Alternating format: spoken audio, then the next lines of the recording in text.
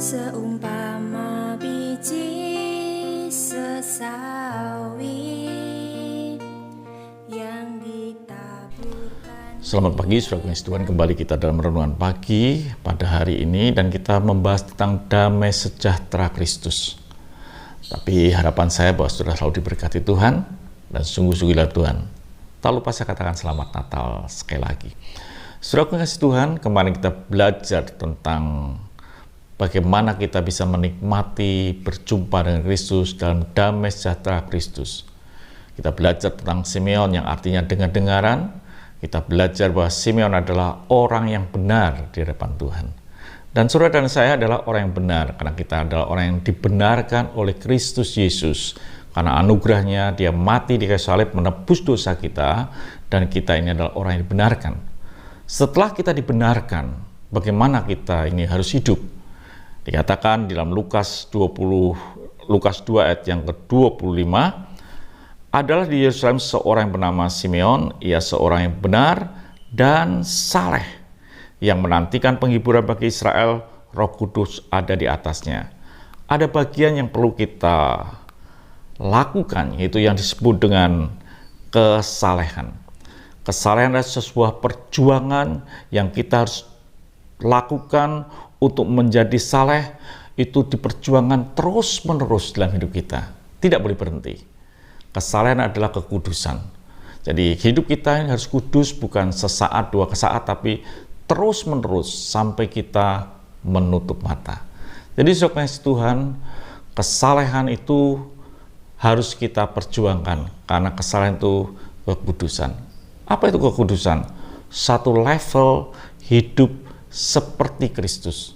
Satu standar yang Tuhan inginkan, kita hidup seperti Kristus.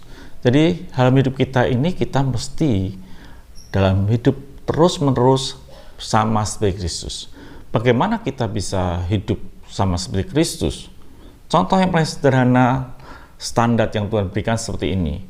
Kalau saudara berkata ini pohon mangga, harusnya dia menghasilkan standar, yaitu pohon mangga atau buah mangga. Kalau saudara ini berkata ini pohon anggur, itu harus menghasilkan buah anggur, itu standar.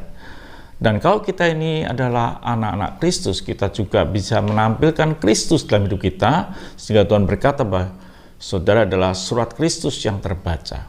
Bagaimana kita ini bisa menghasilkan buah sesuai dengan standar Tuhan?